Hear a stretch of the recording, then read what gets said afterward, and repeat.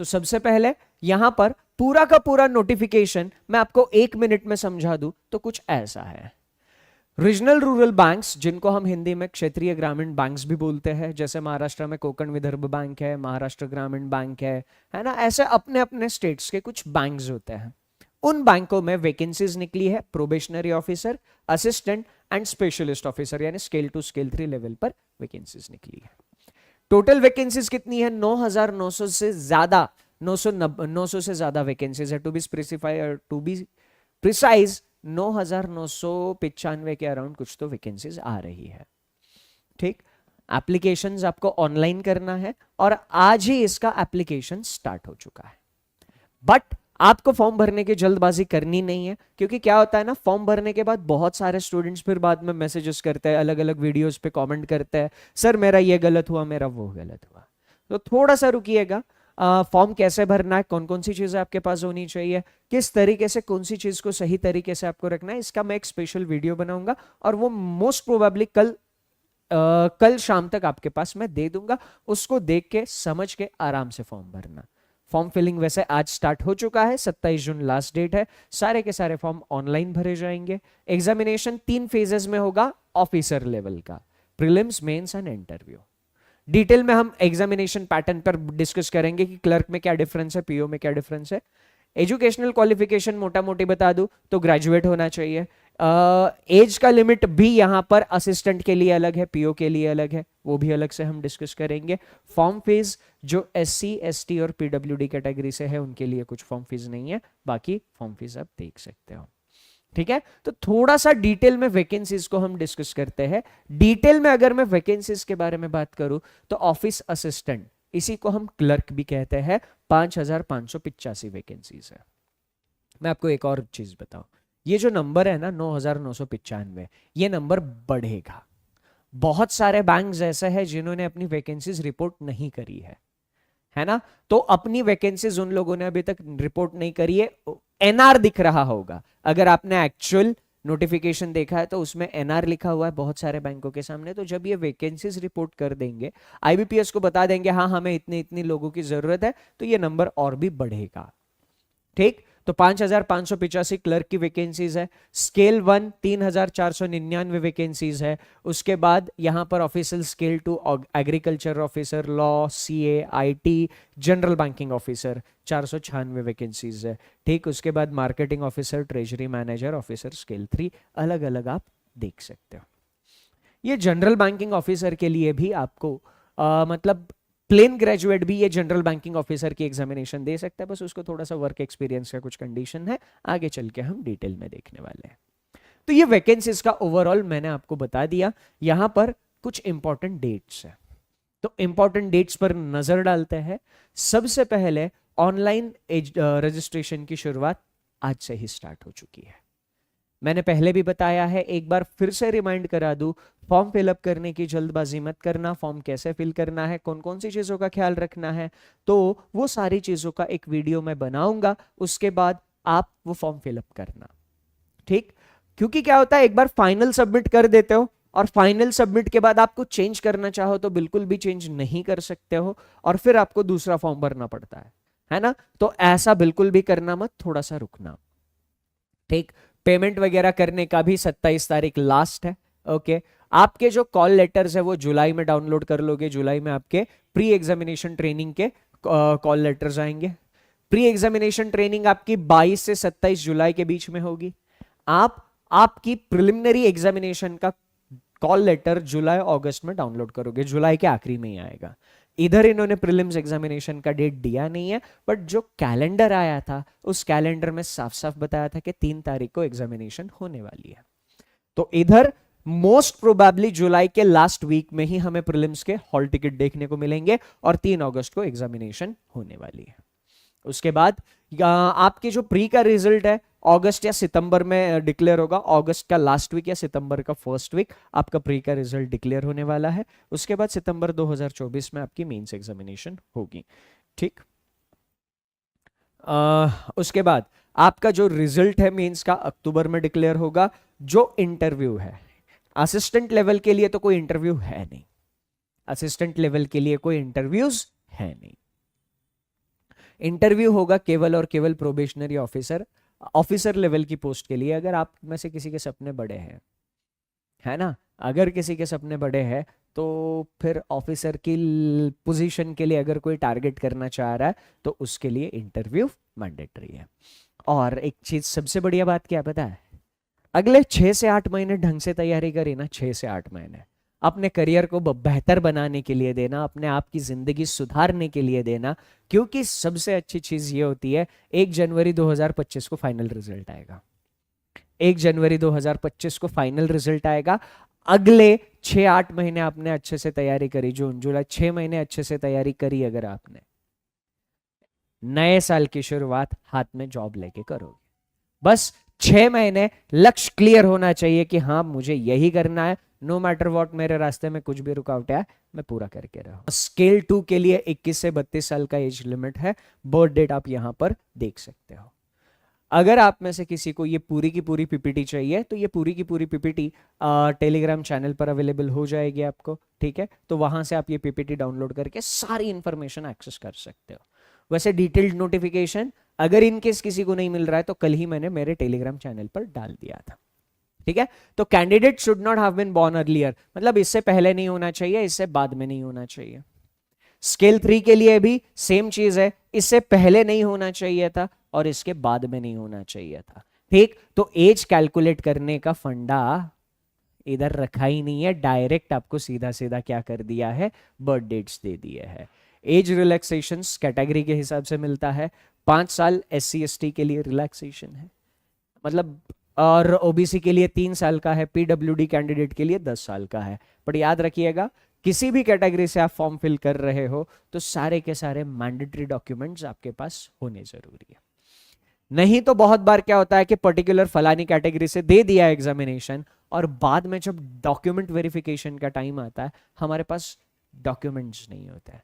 अगर आपके पास सारे के सारे वैलिड डॉक्यूमेंट्स है तो और तो ही उस पर्टिकुलर कैटेगरी से अप्लाई करना, अदरवाइज कैंडिडेचर कैंसिल भी होता है, ठीक। तो सारे स्पेसिफाइड डॉक्यूमेंट्स होने जरूरी है। एजुकेशनल क्वालिफिकेशन की हम बात करते हैं, चाहे आरआरबी क्लर्क हो चाहे आरआरबी पीओ हो, दोनों एग्जामिनेशन के लिए ग्रेजुएशन कंप्लीट होना जरूरी है। ये मैटर नहीं करता कि आपने कौन से स्ट्रीम से ग्रेजुएशन किया है, आपने इंजीनियरिंग कर रखी है, आपने एग्रीकल्चर किया है, आपने BA ऑनर्स किया है, BA प्लेन किया है, कॉमर्स किया है, या फिर कोई और भी ग्रेजुएशन आपने किया है, फर्क नहीं पड़ता, बस ग्रेजुएशन कंप्लीट होना चाहिए।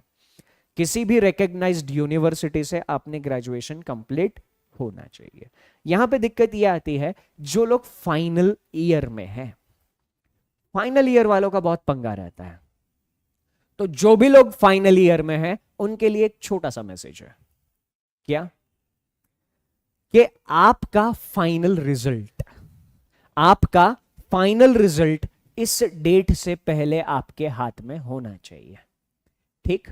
अब जरूरी नहीं है कि हार्ड कॉपी ही आपके पास हो। अगर आपके कॉलेज के वेबसाइट पे या यूनिवर्सिटी के वेबसाइट पे रिजल्ट डिक्लेयर भी हो जाता है तो आप एजुकेशनल क्वालिफिकेशन के हिसाब से एलिजिबल हो। हाँ, इसमें परसेंटेज का भी कोई क्राइटेरिया नहीं है इन दो पोस्ट के लिए, क्लर्क और ऑफिसर स्केल 1 के लिए परसेंटेज का भी कोई क्राइटेरिया नहीं होना चाहिए, बस सक्सेसफुली आपने ग्रेजुएशन कंप्लीट कर लिया होना चाहिए। स्केल 2 के लिए परसेंटेज का क्राइटेरिया है 50% मार्क्स यहां पर मैंडेटरी है और 2 साल का एक्सपीरियंस जरूरी है।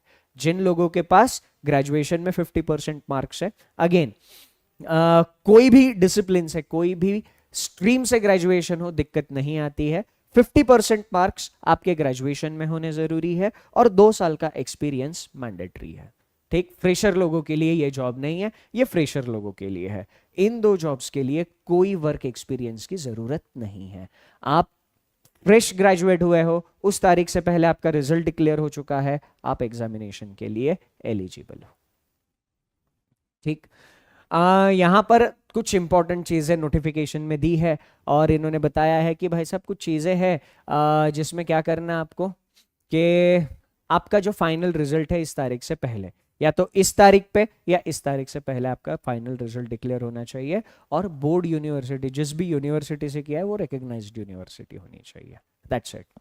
उसके बाद ये बेसिक चीजें है ना। इंडियन नेशनलिस्ट चाहिए, दूसरे कंट्रीज की अगर हम बात करें तो कोई नेपाल भूटान से है या फिर तिब्बतिन रेफ्यूजी है, तो वो उनके कुछ एलिजिबिलिटी का यहाँ पर कंडीशंस दिया है। बात करते हैं एग्जामिनेशन पैटर्न के बारे में।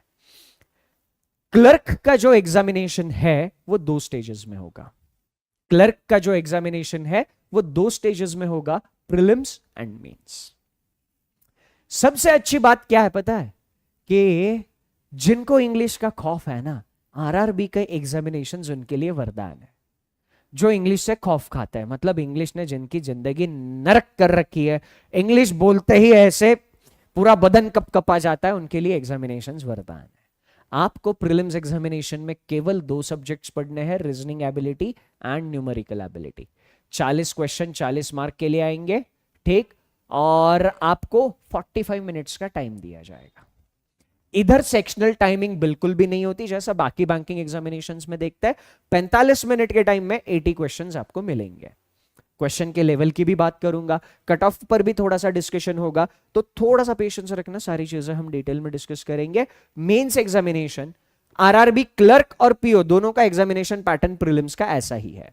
क्लर्क का भी ऐसा होगा, पीओ का भी ऐसा होगा, ठीक। क्लर्क और पीओ दोनों का मेंस एग्जामिनेशन का पैटर्न ऐसा ही है। इधर आपको रीजनिंग एबिलिटी जो ऑलरेडी प्रीलिम्स में पढ़ रखी है, न्यूमेरिकल एबिलिटी जो ऑलरेडी प्रीलिम्स में पढ़ रखी है, तो ये दोनों पेपर फिर से आप लोग मेंस एग्जामिनेशन में देखोगे। इसके साथ कुछ पेपर का एडिशन हो जाता है, जैसे जनरल अवेयरनेस, आपको कितना आपके सराउंडिंग्स में हो रही चीजों का ज्ञान है, आप फाइनेंशियली कितना अवेयर हो, जो भी फाइनेंशियल अभी मतलब चल रही है चीजें, क्या आपको वो पता है, वो सारी की सारी चीजें यहां पर देखी जाएगी। और एक लैंग्वेज आएगी, आपको चॉइस मिलती है आरआरबी क्लर्क में भी और पीओ में भी। आरआरबी एग्जामिनेशन की यही खासियत है, क्लर्क और पीओ दोनों में भी चॉइस मिलती है। आप इंग्लिश का पेपर देना चाहो तो दे सकते हो, नहीं तो आप हिंदी लैंग्वेज का पेपर चूज कर सकते हो, ठीक। अब यहां पर मेरा सजेशन एक ये रहेगा, जितना हो सके कोशिश ही करना इंग्लिश लैंग्वेज में का पेपर अटेम्प्ट कर सको, हो सके तो। अगर किसी ने मतलब खौफ खाया ही है और ये फिक्स कर लिया है कि आगे कोई बैंकिंग एग्जामिनेशन देना ही नहीं है, जो है सिर्फ आरआरबी है, तो वो लोग हिंदी अटेम्प्ट करना, बाकी मेरे हिसाब से तो इंग्लिश करना ज्यादा सही रहेगा। बाकी कंप्यूटर का पेपर आता है, एक बार जरा वेटेज देख लेते हैं। रीजनिंग में 40 क्वेश्चन 50 मार्क के लिए मिलेंगे, जनरल अवेयरनेस में 40 क्वेश्चन 40 मार्क के मिलेंगे, न्यूमेरिकल एबिलिटी 40 क्वेश्चन 50 मार्क, है ना। लैंग्वेज का पेपर 40 क्वेश्चन 40 मार्क, कंप्यूटर में क्वेश्चन 40 जरूर आएंगे बट मार्क्स केवल 20 ही होंगे। तो ऐसे 200 क्वेश्चन 200 मार्क्स के लिए आएंगे और 2 घंटे का टाइम मिलेगा। 120 मिनट में 200 क्वेश्चन आप लोगों को टैकल करने हैं, ठीक। चलिए, तो ये मैंने, अच्छा, तो क्लर्क में यही 2 स्टेजेस होंगे। प्रीलिम्स एग्जामिनेशन क्वालिफाइंग नेचर का होगा, प्रीलिम्स एग्जामिनेशन में आपने क्वालिफाई कर लिया, आप मेंस एग्जामिनेशन के लिए एलिजिबल हो। क्लर्क में आप मेंस में जो स्कोर करोगे, सिर्फ उसी स्कोर के बेसिस पे सिलेक्शन डिसाइड होगा। बट पीओ में आप मेंस में जो स्कोर करोगे, उसके बेसिस पे आप इंटरव्यू में जाओगे। पीओ के लिए इंटरव्यू भी होगा। प्रोबेशनरी ऑफिसर, बड़ी पोस्ट चाहिए ना, बड़ा ओहदा चाहिए, तो इंटरव्यू भी देना है। ज्यादा डिफिकल्ट नहीं होता, सारी चीजों के लिए आपको ट्रेन किया जाएगा, टेंशन लेना मत, बस जैसे चीजें आपको बताई जा रही है वैसे सारी चीजें फॉलो करना। तो यहां पर मैंने क्या कहा कि इसके बाद इंटरव्यू होगा और पीओ का सिलेक्शन मेंस के मार्क्स प्लस इंटरव्यू के मार्क्स, इन दोनों के मार्क्स मिलाकर पीओ का सिलेक्शन होगा। मेंस क्लर्क का सिलेक्शन केवल मेंस के मार्क्स के भरोसे, पीओ का मेंस और इंटरव्यू दोनों के भरोसे, ठीक। अब थोड़ा सा यहां पर कट ऑफ की बात कर लेते हैं कि आपको यहां पर सेक्शनल कट ऑफ क्या मिल रहा है। मेंस का कट ऑफ है ये, ठीक है। रीजनिंग में 40 में से 6.75, कंप्यूटर में से 3, जनरल अवेयरनेस का 1, इंग्लिश का 3, हिंदी का 2.5 और क्वांट का 2.25, ठीक है। ऐसे कट ऑफ से जनरल कैटेगरी के लिए उधर कट ऑफ। तो यहां पर मेंस एग्जामिनेशन के लिए डिटेल में हम बाद में बात करेंगे। अभी फिलहाल ये समझ लीजिएगा कि मेंस एग्जामिनेशन में 200 क्वेश्चन तो होते हैं, 200 के 200 सॉल्व करने नहीं होते, है ना। मेंस एग्जामिनेशन क्वेश्चन छोड़ने का गेम है। क्वेश्चन कैसे छोड़ने हैं, क्या करने हैं, टाइम टू टाइम आपको बताया जाएगा। कौन से टॉपिक, किस वैरायटी, किस क्वेश्चन से दूर रहना है, सारी चीजें आपको बताई जाएगी। करना क्या है, बस रेगुलरली हमसे कनेक्टेड रहना है। सबसे खूबसूरत बात, 6 महीने के अंदर, 6 से 8 महीने के अंदर सारा प्रोसेस निपट जाता है। 1 जून 2025 को फाइनल रिजल्ट आएगा। सिलेक्शन के बाद आपकी पहले महीने में, जब ज्वाइनिंग हो जाता है पहले महीने में ही सैलरी शुरू हो जाती है। क्लरिकल पोजीशन पे अगर ज्वाइन होते हो तो 25 से 35,000 के बीच में आपकी सैलरी जाती है आरआरबी क्लर्क। 25 to 35,000 सारे अलाउंसेस वगैरह मिला के। स्पेशल अलाउंस होता है, डियरनेस अलाउंस होता है, location allowance, learning allowance, house rent, बहुत सारे अलाउंसेस होते हैं, है ना। तो पीओ की बात करता हूं। प्रोबेशनरी ऑफिसर की सैलरी पहले महीने की यहां पर आपको 45 से 60,000 के बीच में वैरी होती हुई दिखती है। ये थोड़ा बहुत जो वेरिएशन आता है ये बैंक टू बैंक और लोकेशन टू लोकेशन वैरी करता है, थोड़ा बहुत ये वैरी करता है। तो 45 से 60 के बीच में आपको इसकी सैलरी जाते हुए देखने को मिलती है, पहले महीने की सैलरी। कौन सी जॉब है जो आपको ग्रेजुएशन के बाद पहले महीने ही 45-55 हजार की सैलरी वाली जॉब ऑफर करेगी? कौन सी ऐसी जॉब है? सर 8 महीने आप अपने करियर के लिए अच्छे से दे दीजिए, सारी की सारी भसड़ से दूर हो जाइए, बस आप और अपनी पढ़ाई, बस इसके अलावा आपको कुछ नहीं दिखना चाहिए। अर्जुन को जैसे पंछी की केवल आंख ही दिख रही थी, वैसे केवल आपको अपना सिलेक्शन दिखना चाहिए, आगे जिंदगी बहुत सॉर्टेड हो जाएगी। ठीक है, सिलेबस की एक बार मैं बात करता हूं। सिलेबस में रीजनिंग में आपको 11 टॉपिक्स पढ़ने हैं, एक टॉपिक इसके नीचे चला गया है। क्वांट में भी आपको 11 टॉपिक्स पढ़ने हैं, प्री और मेंस दोनों का मैं बात कर रहा हूं। तो ये सिलेबस है, इसके ऊपर मैं भी अलग से डिटेल में वीडियो बनाऊंगा रीजनिंग के लिए, सुमित सर क्वांट के लिए डिटेल में वीडियो बनाएंगे। ठीक है, तो यहां पर इस सिलेबस को कवर करने का बेहतरीन तरीका क्या होता है, कैसे आप लोगों को पढ़ना चाहिए, सारी चीजें डिटेल में डिस्कस करेंगे। बट हां, कोई अगर फ्रेशर है तो रीजनिंग पढ़ने के लिए अनंत बैच हम लोगों ने लॉन्च करी है, अनंत रीजनिंग, है ना। आरआरबी के पहले सारा का सारा सिलेबस एकदम डिटेल में कवर होगा इसमें, है ना। इस बैच के बारे में डिटेल में बाद में बोलूंगा। क्वांट के लिए विस्तार क्वांट बैच लॉन्च हो चुकी है, ठीक, विस्तार क्वांट। ओके, चलो, तो ये सिलेबस है, इसके ऊपर हम अलग से वीडियो बनाएंगे, डिटेल में बात करेंगे। इंग्लिश के लिए 18 टॉपिक्स पढ़ने हैं। अगर आप सही ढंग से इंग्लिश पढ़ते हो तो इंग्लिश मेंस में ज्यादा परेशान करेगी, बट ज्यादा नहीं करेगी, सही ढंग से अगर पढ़ते हो। ये जनरल और बैंकिंग अवेयरनेस के टॉपिक्स है, इस पर भी सुष्मिता मैम अलग से वीडियो बनाकर दे देगी। इंग्लिश पर भी आंचल मैम आपको अलग से वीडियो बनाकर दे देगी। ठीक, तो ये सिलेबस कर लिया सर, सारी चीजें तो हो गई, अब ये बताओ कि तैयारी कैसे करें। सबसे पहले तैयारी शुरू करने से पहले आपको खुद से पूछना है कि आप कौन से कैटेगरी के स्टूडेंट हो, रिपीटर हो या फ्रेशर हो। अगर आप फ्रेशर हो तो आपको कोई एक बैच करनी जरूरी है, मेरे हिसाब से जरूरी है। मैं ये नहीं बोलूंगा कि हाँ बैंकिंग वाला से ही बैच करो, जिस बैच में मैं हूं वही बैच, मैं ये बिल्कुल भी नहीं बोलूंगा। आपको जहां पर अच्छे से समझ में आता है, जिस किसी का भी अच्छे से समझ में आता है, आप वो वहां पर एक बैच कंप्लीट जरूर करो, है ना। तो फ्रेशर लोगों को it is mandatory and advisable कि एक बैच आपको कंप्लीट करनी ही करनी है। अगर आप रिपीटर हो या फिर आपने इससे पहले कोई भी बैच अटेंड कर रखी है या फिर कोई भी एग्जामिनेशन दे रखी है, तो आपको बैंकिंग वाला यूट्यूब चैनल पर क्लासेस अटेंड करनी है। आप रिवीजन के लिए बैंकिंग वाला यूट्यूब चैनल को सब्सक्राइब कर लो, और रोज शाम को 7 बजे मैं यहां पर रीजनिंग की क्लास लेता हूं, सुमित सर 8 बजे मैथ्स की क्लास लेते हैं। इसके अलावा सुबह 7 बजे 6:45 पे सुष्मिता मैम करंट अफेयर्स लेती है। उसके अलावा उसके बाद एडिटोरियल का क्लास होता है, सुबह भी क्लासेस चलती है, शाम में भी क्लासेस चलती है। तो यहां पर 7 बजे मैं और सुमित सर फिलहाल मॉक्स डिस्कस करा रहे हैं। इस सीरीज का ही नाम हमने रखा है मॉक मास्टर्स। तो ये मॉक मास्टर्स वाली सीरीज बिल्कुल भी मिस नहीं करनी इन केस आप रिपीटर हो।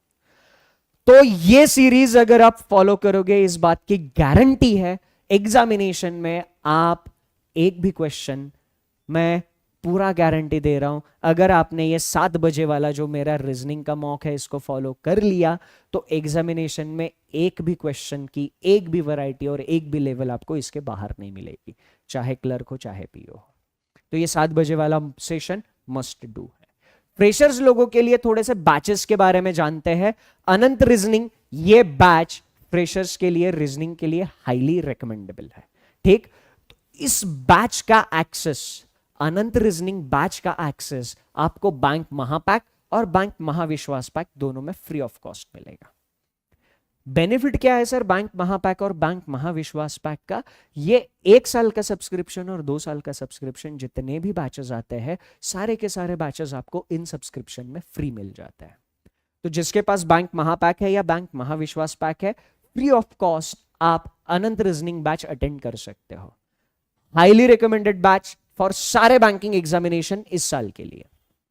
इस साल के जितने भी बैंकिंग एग्जामिनेशंस होने वाले हैं, सारे बैंकिंग एग्जामिनेशंस की रीजनिंग इस बैच से एकदम टकाटक, प्रीलिम्स और मेंस दोनों की कवर हो जाएगी। 180 से भी ज्यादा क्लासेस मैं ले रहा हूं। पजल, जिस टॉपिक का 60 to 70% वेटेज होता है, उस टॉपिक पर मैं 81 से ज्यादा क्लास ले रहा हूं। 81 से ज्यादा, इतने क्लासेस में लोग कोर्स खत्म कर देते हैं, मैं 81 क्लासेस ले रहा हूं, है ना।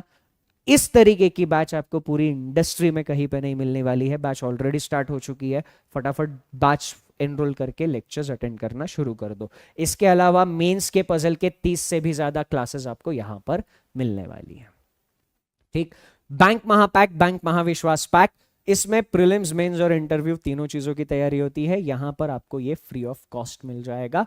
इसके अलावा और बैचेस की बात करते हैं जो बैंक महापैक और विश्वास पैक में चल रही है। आईबीपीएस आरआरबी पीओ क्लर्क का बैच चल रहा है, इसमें आपको ये सेट ऑफ फैकल्टीज मिलेंगे, है ना। मयांक सर, अनुभव सर, अर्पित सर, सुष्मिता मैम ये बैच ले रही है। इस बैच को एनरोल करने के लिए एक कूपन कोड है, वो आपको बैच के अंदर मिल जाएगा। ठीक है, ओके, नहीं इधर ही दिया है, आरआरबी 200।